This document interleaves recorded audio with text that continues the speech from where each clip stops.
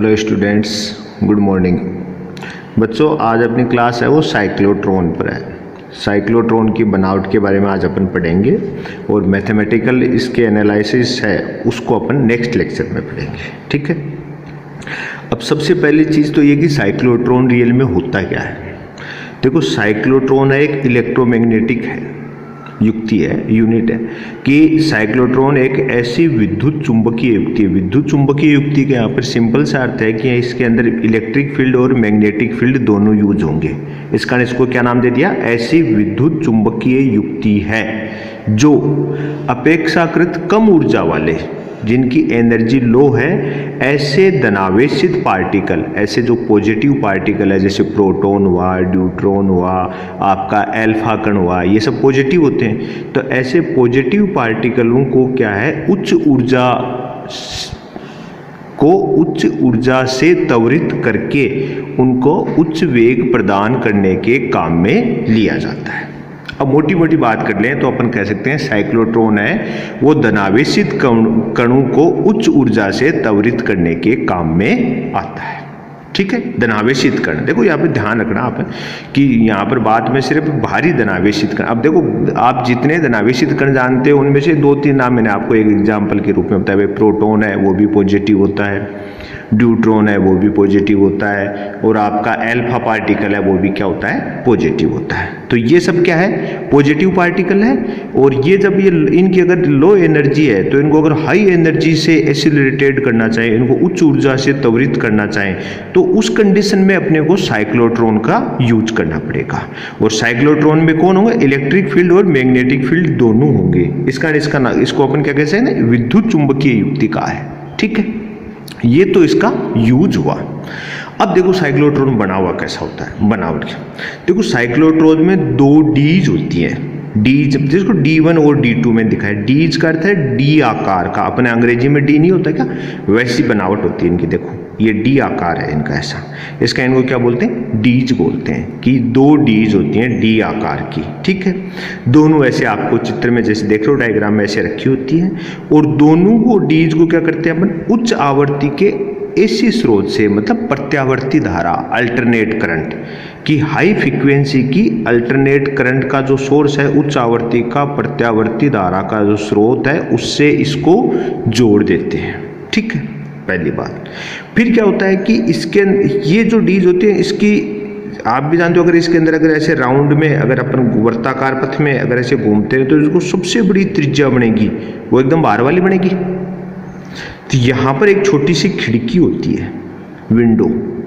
इस विंडो से अपने को क्या करना पड़ेगा, उस पार्टिकल को अपन बाहर निकालेंगे, जिस पार्टिकल को इसमें अपन उच्च ऊर्जा से त्वरित करना। जैसे मान लो आपने यहाँ प्रोटॉन रख दिया, यहाँ प्लस रख दिया, आपने कोई प्रोटॉन चार्ज रख दिया, तो ये क्या एक्सीलरेटेड होगा, त्वरित होगा तो धीरे धीरे इसके क्या होगी, वर्तीय पथ की त्रिज्या बढ़ेगी। अपन पढ़ चुके हैं कि वेग बढ़ने पर वर्तीय पथ की क्या होती है, त्रिज्या बढ़ती है। तो ऐसे धीरे धीरे इसकी त्रिज्या बड़ी होती जाएगी और इसका वर्ताकार पथ बड़ा हो जाएगा।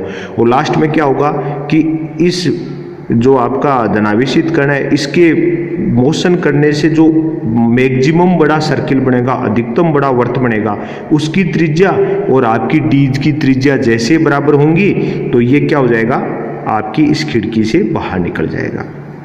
और जो ये उच्च ऊर्जा के जो त्वरित कण होते हैं, इनका उपयोग किस में करते हैं, बेसिकली जो न्यूक्लियस फिजिक्स होती है, नाभिकीय भौतिकी, उसमें उपयोग किया जाता है। और यहाँ से अपन जिस नाभिक की एनालिसिस में काम में लेना, उसके ऊपर इसकी बौछार करा देते हैं। इसको क्या नाम दिया, लक्ष्य नाभिक, ठीक है। और यहाँ से निकल के आए ये, तो इसको बोल दिया धनावेशित किरण पुंज। अब देखो, इस बनावट के अंदर अपन बात करें तो इसमें कह सकते हैं अपन, देखो बनावट आप समझे, इसमें 2 अंग्रेजी के अक्षर, इसमें 2 अंग्रेजी के अक्षर। देखो आज बनावट है, थ्योरी ज़्यादा है, ठीक है ना। तो इसमें 2 अंग्रेजी के अक्षर, कैपिटल डी, अक्षर कैपिटल डी, आकार के खोखले निर्वातित मतलब कोई माध्यम नहीं है वहां पर, वायु भी नहीं है, निर्वातित, 2 खोखले निर्वातित धातु की डीज धातु की डीज शब्द इसलिए ले रहे हैं क्योंकि डी आकार का ना, धातु की डीज, या इसको कई जगह कक्ष भी आपको मिल जाएगा, कक्ष, धातु के दो कक्ष, ठीक है, D1 व D2, D1 व D2 होते हैं।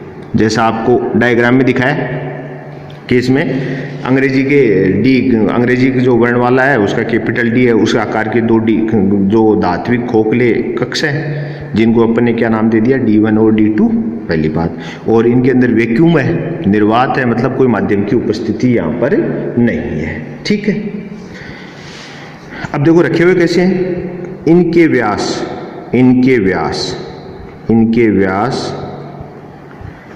एक दूसरे के समांतर, इनके व्यास समांतर, इनके व्यास समांतर ही है, देखो इनके व्यास समांतर एक दूसरे से थोड़ी दूरी पर रखे होते हैं, एक दूसरे से थोड़ी दूरी पर रखे थे, थोड़ी दूरी पर रखे होते हैं, दूरी पर रखे होते हैं, ठीक है।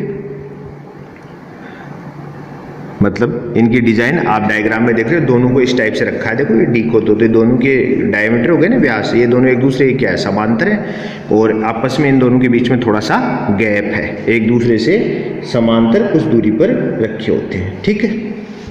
अब देखो आगे क्या रखा है, प्रत्यावर्ती धारा से जोड़ रखा है इसको, तो अपन कहते हैं इन डीज को, इन डीज को उच्च आवर्ती, इन डीज को उच्च आवर्ती के, इन डीज को उच्च आवर्ती के दोलित्र से जोड़ देते हैं, उच्च आवर्ती के दोलित्र कह सकते हो या प्रत्यावर्ती स्रोत, उच्च आवर्ती दोलित्र या प्रत्यावर्ती स्रोत, प्रत्यावर्ती स्रोत से जोड़ देते हैं, स्रोत से जोड़ देते हैं, जोड़ देते हैं, ठीक है, देते हैं। ये अपन बनावट की बात कर रहे हैं अपन, है ना, उच्च आवृत्ति के प्रत्यावर्ती स्रोत से जोड़ देते हैं, ठीक है। अब इस सारे सिस्टम को किस में रखेंगे, जो आपने बनाया इस सारे सिस्टम को किस में रख देंगे अपन, निर्वात वाले को स्टील के बॉक्स में रखेंगे, ठीक है। तो अपन कहते हैं इन डीज को, इन डीज को, इन डीज को इन डीज को निर्वातित स्टील बॉक्स में रख देते हैं, इन डीज को निर्वातित स्टील बॉक्स में रख देते हैं, स्टील बॉक्स में रख देते हैं, बॉक्स में रख देते हैं। बनावट की बात करें भाई, कैसा बना होता है, ऐसा बना होता है, इसमें दो अंग्रेजी वर्णमाला के डी आकार के जो खोखले धात्विक कक्ष होते हैं या डीज होते हैं, जिनको D1 और D2 से अपन ने बताया है। फिर हमने कहा दोनों आपस में एक दूसरे के पैरेलल होते हैं और इनके डायमीटर, इनके व्यास, इनके बीच में थोड़ी सी दूरी होती है, और व्यास कैसे होते हैं, समांतर। फिर इन डीज को अपन ने क्या कहा कि उच्च आवर्ती के दोलित्र या प्रत्यावर्ती धारा स्रोत से जोड़ देते हैं, ठीक है। ये इतनी तो इसकी बनावट के अंदर आ गया। हाँ, एक चीज और है, इसको एक शक्तिशाली चुंबकीय क्षेत्र में रख देते हैं।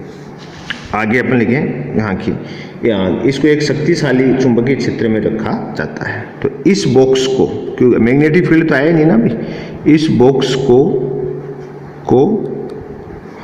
एक शक्तिशाली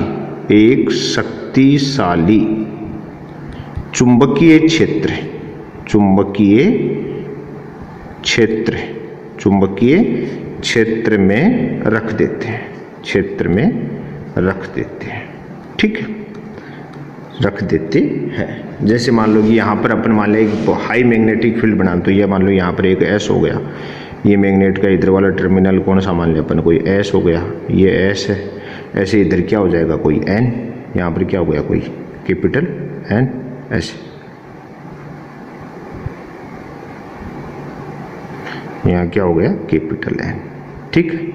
मतलब क्या हुआ कि उच्च चुंबकीय क्षेत्र है, एन और एस दिखा दिया, तो उच्च चुंबकीय क्षेत्र में इसको अपन रख देते हैं, ठीक है, ठीक है, रख देते हैं। अब ये बात हुई, उच्च चुंबकीय क्षेत्र में रख देते हैं, ये बात, ये तो इसकी बनावट। अब ये कार्य कैसे करता है, कि अपने कहते हैं कि दो डीज हैं, उच्च अल्टरनेट करंट के सोर्स से ये जुड़ी हुई हैं और ये किस में रखी हुई हैं, उच्च चुंबकीय क्षेत्र में रखी हुई है। ठीक है, तो ये क्या हो गया, उच्च चुंबकीय क्षेत्र, चुंबकीय क्षेत्र। ठीक है, उच्च चुंबकीय क्षेत्र का दक्षिण ध्रुव है, दक्षिण ध्रुव है। ठीक है, और यहां पर क्या हो जाएगा, ये कौन हो जाएगा,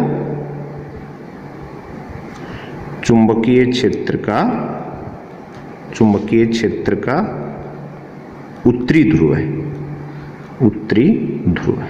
ठीक है, मतलब ये उच्च चुंबकीय क्षेत्र में रखा हुआ है, पहली बात ये। अब ये देखो, ये थोड़ा डायग्राम किया है, बाकी ये आमने सामने ही होंगे, समझ रहे हो आप ऐसे, ये पूरा एन ही है आपका, इधर भी एन ही है, ऐसे पूरा एन ही रखा। ठीक है, तो ये एन एस हो गया। अब देखो बात, अब इसकी कार्य प्रणाली की बात करें, कार्य कैसे करता है, तो अपन इसकी बात करें कार्य प्रणाली, ये की वर्किंग कैसे करेगा समझिएगा। देखो समझने की चिंता है, आज मैथमेटिकल एनालिसिस नहीं है, आज बेसिकली थ्योरी है कि कार्य कैसे करता है। ठीक है, तो अब लेंगे जिस धनायन को, जिस धनायन को, धनायन को त्वरित करना है, त्वरित करना होता है, होता है, उसे, जिस धनायन को त्वरित करना होता है उसे दोनों डीज के, उसे दोनों डीज के मध्य रखा जाता है, डीज के मध्य रखा जाता है, रखा जाता है। ठीक, दोनों डीज के मध्य रखा जाता है। ठीक है, अब देखो, मतलब यहां पर अपन ने इसको रखा, दो जिस भी, जैसे मान लो प्रोटॉन को करना तो यहां प्रोटॉन रखोगे, अल्फा कण को करना है तो अल्फा कण को रखोगे, ड्यूट्रॉन को करना है तो ड्यूट्रॉन को रखा जाता है। अब देखो रखने के बाद में क्या होता है, अब देखो आपको पता है कि अल्टरनेट जो करंट होती है, प्रत्यावर्ती धारा होती है, वो कैसे गति करती है। आपको पता है कि प्रत्यावर्ती धारा का ऐसे होता है, प्रत्यावर्ती धारा आपको अगर ध्यान है तो प्रत्यावर्ती धारा अपने एक आवर्त काल में से प्लस माइनस गति करती है ऐसे। ठीक है, तो ये मतलब प्लस रह गया, minus plus minus. Alternate current है वो प्लस माइनस में गति करती है, मतलब अपने एक आवर्त काल में, ये यहां तक इसका एक आवर्त काल है। एक आवर्त काल में देखो आप, एक बार प्लस है, एक बार क्या है माइनस, मतलब आधे आवर्त काल तो ये प्लस रहती है, आधे आवर्त काल क्या रहती है, माइनस रहती है। तो अपन मान लें कि सपोज करो कि पहले कोई सा एक D1 प्लस था और D2 क्या था, माइनस। अगली बार हो सकता है कि D2 माइनस हो जाए, D2 क्या, D1 माइनस हो जाए, D2 क्या हो जाए, प्लस हो जाए। तो ये अपन मानते हैं, माना, माना, माना। ठीक है, माना किसी क्षण, माना किसी क्षण, कोई भी समय हो, मतलब किसी क्षण डीज D1, डीज D1 ऋणात्मक है, ऋणात्मक है, मतलब D1 डीज का सिरा तो किस क्या है, नेगेटिव है, ऋणात्मक विभव पर है, विभव पर है, तथा D2, तथा D2 धनात्मक विभव पर है।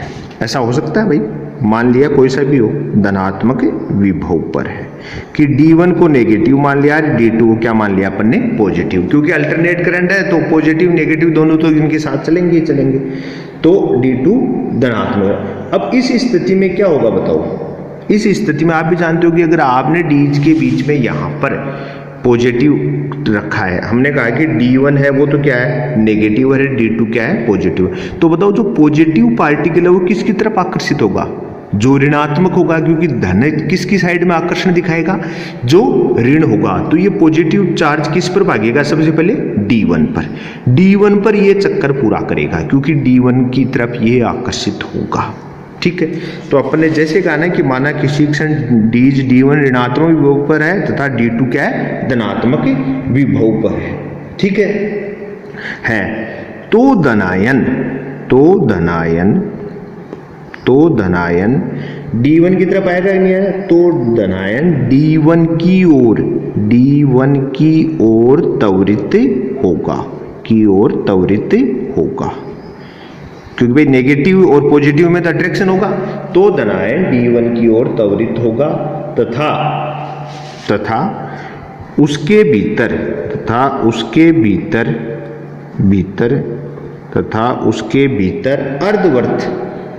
अर्धवर्ताकार पथ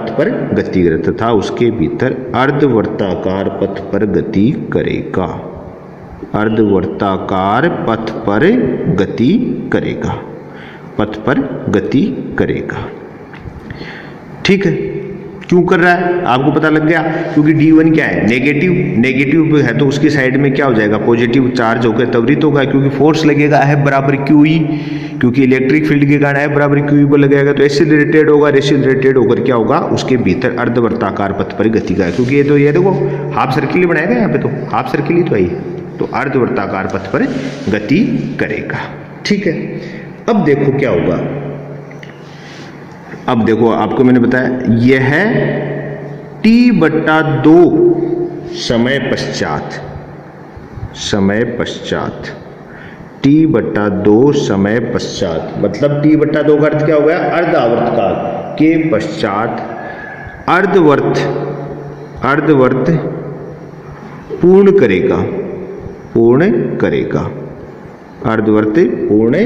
करेगा तथा डीज के मध्य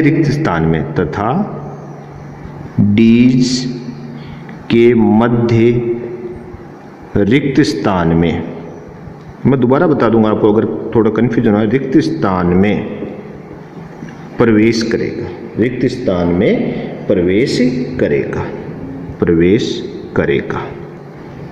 ठीक है, अब देखो क्या है, यहां कैपिटल T किसको माना है वो बता दूं मैं, तो यहां कैपिटल T आवेश का आवर्तकाल है,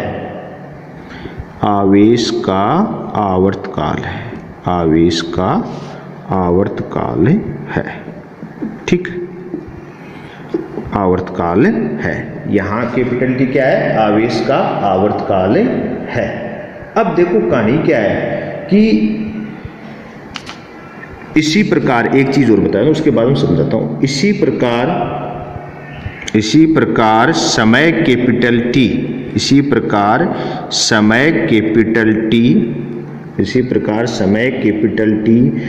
दोनों डीज के मध्य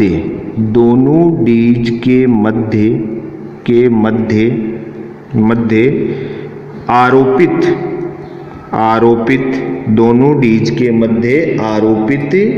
प्रत्यावर्ती AC विभवांतर का आवर्तकाल भी है। अब देखो मैं आपको क्या समझाया, मैं आपको बताता हूँ। देखो यहाँ पर देखिए आप डायग्राम को, मैंने कहा कि शुरुआत में माना कि D1 क्या है, नेगेटिव है। नेगेटिव तो देखो पॉजिटिव चार्ज किसकी तरफ अट्रैक्ट होगा, D1 की तरफ। मान लो ये D1 पे आ गया, यहाँ से किस पे आ गया, D1 पे, और D1 पर आया तो D1 नेगेटिव है, आपका जो कण है वो क्या पॉजिटिव है, तो प्लस माइनस के बीच में फोर्स लगा तो फोर्स जब किसी कण के ऊपर बल लग जाता है तो कण की गति एक समान वेग की बजाय क्या हो जाती है, त्वरित गति होती है। इस कारण ये कण इस पे त्वरित गति करते हुए ऐसे वर्तीय पथ पर घूमेगा। अब चाहे ये इस सबसे छोटी वाली त्रिज्या को ही मान लो ऐसे घूम रहा था, इसको मान लो आप, इस पे घूमेगा तो भी ये अर्धवृत्त का निर्माण किया कि नहीं किया, अर्धवृत्त का निर्माण किया प्रारंभ के अंदर। अर्धवृत्त का, अब अगर पूरा वृत्त कैसा होता, पूरा वृत्त तो ये ऐसे यहाँ पर घूमकर पूरा वापस यहाँ पर है जब हो, तो अर्धवृत्त के अंदर लगा गया समय आवर्तकाल का आधा होगा, क्योंकि एक वर्त पर चक्कर लगाने में लगा गया समय क्या होता है, आवर्तकाल कैपिटल T। तो हमने क्या कह दिया कि डीज के ऊपर जो अर्धवर्त को पूर्ण करेगा तो उसको समय क्या लगेगा, T/2, मतलब आवर्तकाल का आधा लगेगा। ठीक है, अब मतलब यहां से शुरू होकर आधे आवर्तकाल के अंदर ये वापस यहाँ पर बीच में पहुंच जाएगा, क्योंकि इसने आधा चक्कर पूरा कर लिया। तो T/2 समय के अंदर क्या होगा, आपका धनावेशित कण है वो D1 डीज के अंदर अर्धवर्त पूर्ण करके वापस इन दोनों डीज के मध्य स्थान पर पहुंच जाएगा। ठीक है। और टी कौन है? आपके इस आवेशित कण का आवर्तकाल। और आवर्तकाल को आप जानते हो, मैं डेफिनेशन के रूप में पहले भी बता चुका हूं कि आवर्तकाल क्या होता है कि एक मतलब एक दोलन में या एक चक्कर में लगा गया समय। तो चक्कर तो अभी आधा हुआ। फिर हमने कहा कि यही आवर्तकाल क्या है? इस प्रत्यावर्ती धारा स्रोत का भी है जो आपने जोड़ रखा है। इन दोनों डीज से किसको जोड़ रखा है? अल्टरनेट सोर्स जोड़ रखा है, इसका भी है। अब देखो ये जो आपका अल्टरनेट सोर्स ऐसे गति करती है, मैंने आपको बताई ऐसे गति करती है, ये इसका पूरा एक आवर्तकाल है। तो आधे आवर्तकाल के अंदर ये प्लस रही, मतलब अगर D2 प्लस है D1 माइनस है आधे आवर्तकाल में, तो अगले वाले आधे आवर्तकाल में क्या हो जाएगा? D1 क्या हो जाएगा? माइनस है, D2 क्या हो जाएगा? प्लस, क्योंकि ये आधे आवर्तकाल के बाद में देखो प्लस माइनस को चेंज करता है। ठीक है, तो जैसे ही D1 ये जो आपका पार्टिकल D1 में से अर्धवर्त पूरा करके मध्य में आएगा, तो क्या होगा कि आपकी डीज के धन और जो ऋण है वो चेंज हो जाएंगे। मतलब क्या हो जाएगा? अब D2 प्लस बन जाएगा, D1 क्या बन जाएगा? माइनस। तो ये वापस किसकी तरफ आकर्षित होएगा? D2 की ओर। और बाकी बचा हुआ अर्धवर्त कहाँ पूरा करेगा? आपके इस D2 पर अर्धवर्त पूरा करेगा। ठीक है, तो ये चीज ध्यान रखो आप कि जैसे ही अर्धवर्त पूरा करके वापस मध्य में आएगा, तो उसी अंतराल के अंदर क्या होगा? आपके डीज का विभवांतर भी चेंज हो जाएगा। तो D1 जो पहले प्लस थी वो अब क्या हो जाएगी? माइनस, और D2 क्या हो जाएगी? प्लस। ठीक है, तो अब देखो अपन क्या करते हैं, अपन इसको आगे चेंज करते हैं। ठीक है, अब देखो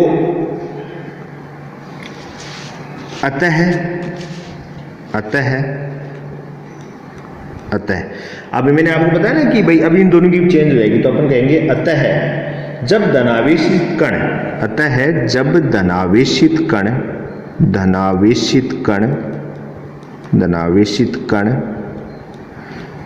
अतः जब धनावेशित कण रिक्त स्थान में प्रवेश करेगा,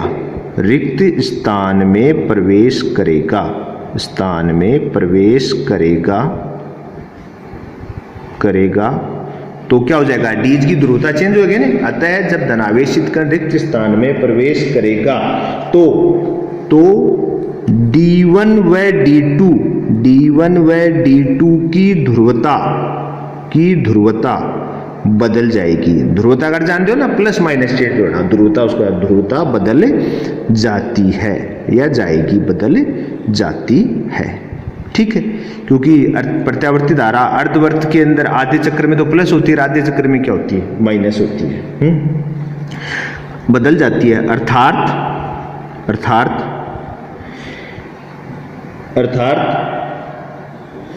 D1 धनात्मक विभव पर व D2 ऋणात्मक विभव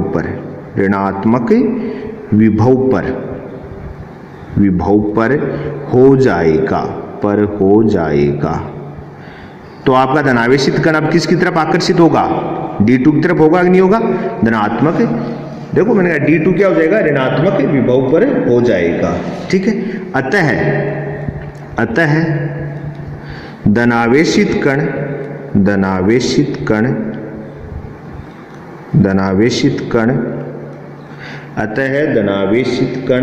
अब D2 कक्ष, क्योंकि अब D2 क्या हो चुका है? नेगेटिव हो चुका है ना, तो अब क्या हो जाएगा? D2 कक्ष में, अतः D2 कक्ष में त्वरित गति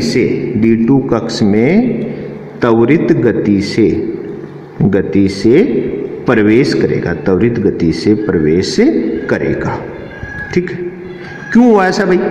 मैंने कहा कि आपके आवेशित कण का आवर्तकाल और आपके डीज के साथ जुड़ा हुआ प्रत्यावर्ती धारा स्रोत है, उसका आवर्तकाल समान है। इसका जैसे ही आपका शुरुआत में धनावेशित कण आधा आवर्त पूरा करता है, किस पर? D1 पर, क्योंकि D1 क्या होती है? ऋणात्मक है। तो आधा आवर्त पूरा करके वापस मध्य में आता है। इसी दौरान क्या होता है? प्रत्यावर्ती धारा का भी अर्धवर्त या आधा आवर्त काल पूरा हो जाता है, जिसके कारण क्या होता है, डीज की ध्रुवता बदल जाती है। D1 जो माइनस थी वो तो क्या बन जाएगी प्लस, D2 जो प्लस थी वो क्या बन जाएगी माइनस। तो आपके जो आवेशित कण को अब D2 क्या दिखा माइनस, तो वो D2 की तरफ आकर्षित होकर त्वरित गति के साथ D2 में प्रवेश करेगा। ठीक है, इस प्रकार धनावेशित कण की चाल बढ़ जाएगी, धनावेशित कण की चाल बढ़ जाएगी, क्योंकि भाई आप भी जानते हो फोर्स लग रहा है तो चाल तो बढ़ेगी ही बढ़ेगी, क्योंकि त्वरित गति है। ठीक है, बढ़ जाएगी। ठीक है, यह चाल D2 कक्ष में गति के दौरान नियत बनी रहेगी, बढ़कर बनी रहेगी। मतलब जैसे ही D2 पर प्रवेश करेगा तो उसकी चाल तो बढ़ जाएगी, लेकिन वो D2 पर जब तक गति करेगा जब तक उसकी चाल नियत बनी रहेगी, क्योंकि अब दोबारा एक्स्ट्रा कोई फोर्स लगा नहीं। फोर्स लगने के कारण तो वो D2 पे चला ही गया, उसके बाद में बस उसके ऊपर तो सेम गति करता रहता है। ठीक है, अब देखो कहानी क्या है, गति बनी रहेगी। अब देखो चुंबकीय क्षेत्र के कारण, यहां पर अपन ने बात क्या करें, चुंबकीय क्षेत्र, ये तो सिर्फ क्या हुआ विद्युत क्षेत्र की बात हुई। अब चुंबकीय क्षेत्र की बात करें, चुंबकीय क्षेत्र की उपस्थिति के कारण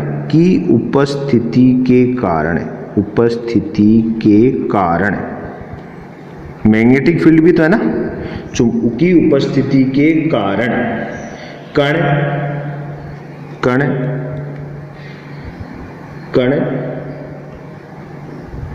बड़ी त्रिज्या का अर्धवर्ताकार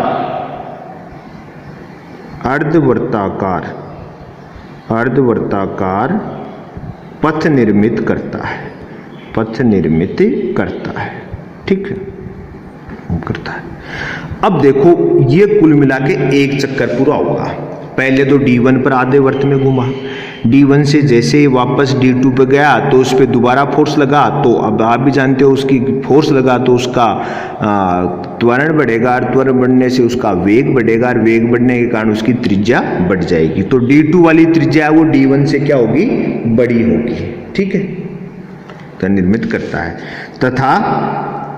तथा कण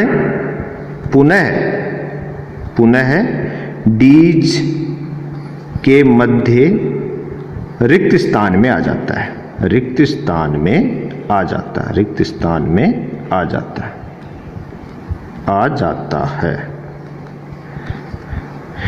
इस प्रकार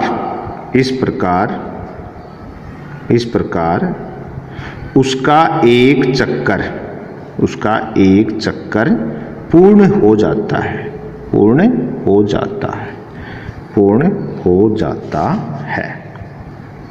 ठीक है, एक चक्कर पूरा हो गया। भाई D1 से पहले D1 के अंदर घूमा, फिर D2 में घुमा और वापस बीच में आ गया, तो एक चक्कर पूर्ण हो जाता है। ठीक है, अब देखो कहानी क्या है, पूर्ण हो जाता है तथा D1 व D2 की ध्रुवता पुनः बदल जाती है, जिस कारण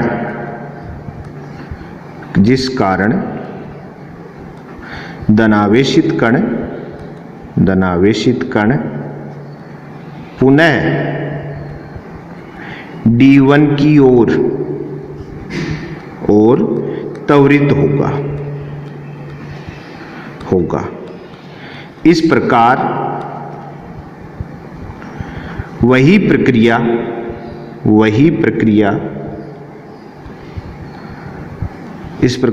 प्रक्रिया दोहराई जाती है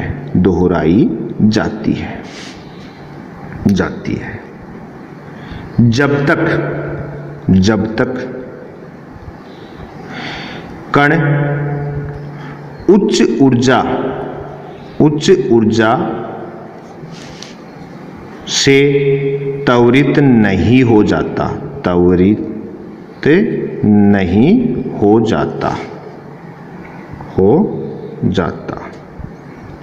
है। अंततः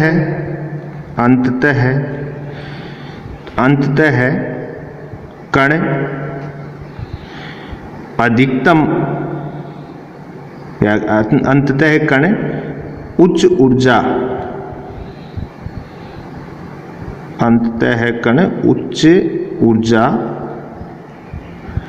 से त्वरित होकर खिड़की से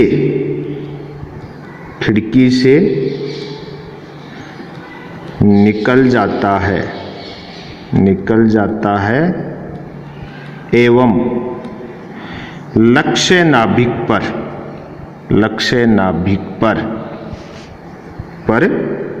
टक्कर करता है।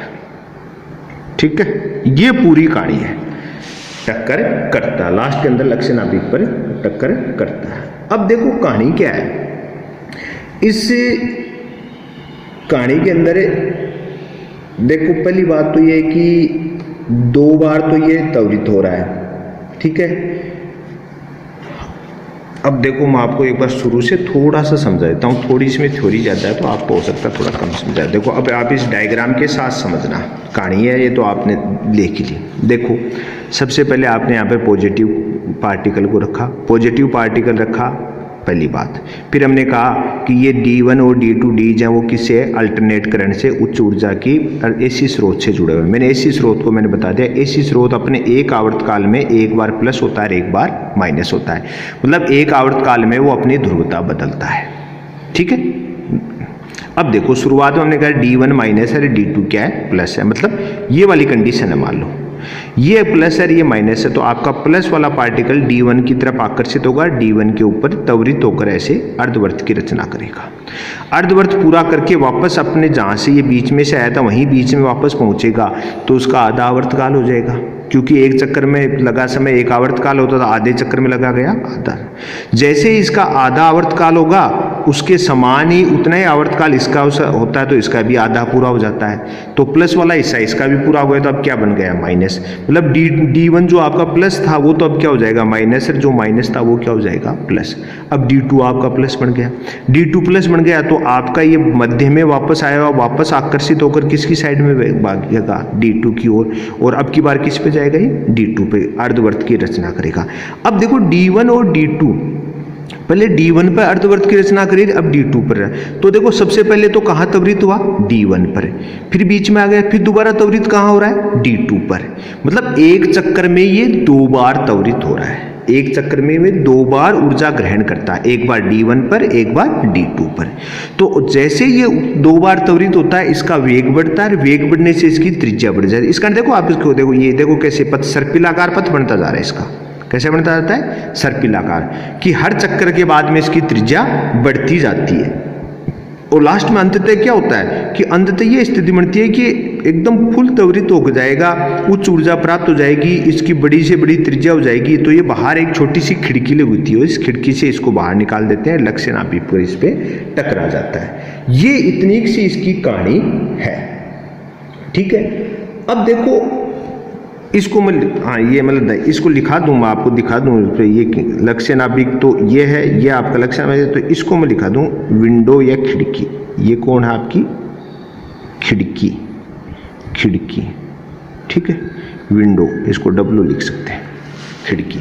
तो ये लास्ट के अंदर क्या होगा, जैसे जैसे त्वरित हो जाएगा इसका वेग बढ़ता जाएगा, त्रिज्या बढ़ती जाएगी, और त्रिज्या बढ़ते बढ़ते लास्ट में क्या हो जाएगा, ये बाहर अपने इससे बाहर निकल के जाएगा। इसका इसको अपन बोलते हैं अंततः किससे निकलेगा, ये खिड़की से निकल जाता है। ठीक है, ये अपने साइक्लोट्रॉन की बनावट और क्रियाविधि है। देखो थ्योरेटिकल हिस्सा है, आपको एक दो बार इसको रिपीट करना पड़ेगा। आप कम से कम एक बार इसको आप पूरा देखिए ढंग से वीडियो को, फिर आप इसके साथ साथ डायग्राम बनाएं, इसके नोट्स तैयार करें, फिर आपको नहीं समझे एक बार दोबारा देखें, क्योंकि थ्योरी ज़्यादा है। वर्किंग एक बार माइंड में क्लियर हो जाएगी तो फिर दिक्कत नहीं है आपको, फिर कोई दिक्कत नहीं है। ठीक है, तो ये अपना आज का था।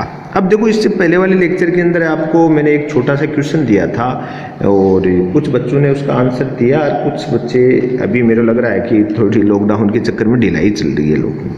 चलो ठीक है, मैं आपको बताता हूँ उसका आंसर क्या है कि जब कोई आवेशित कण किसी चुंबकीय क्षेत्र के लंबवत दिशा में गति करता है तो उस कण की जो राशि बदलती है वो क्या होती है। देखो ऐसा ही क्वेश्चन इससे जस्ट पहले वाले में भी किया था अपन ने।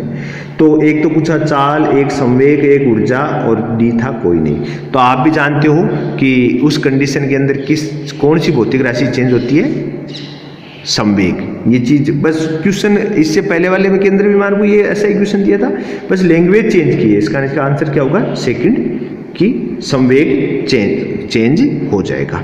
तो ये अपना साइक्लोट्रॉन की बनावट है, आप इसको थोड़ा सा ढंग से देखें, थोड़ी थ्योरी ज़्यादा है। अपन नेक्स्ट लेक्चर के अंदर साइक्लोट्रॉन की क्या करेंगे अपन कि इसका मैथमेटिकल एनालिसिस। ठीक है, तो आज के लिए इतना ही, थैंक्स।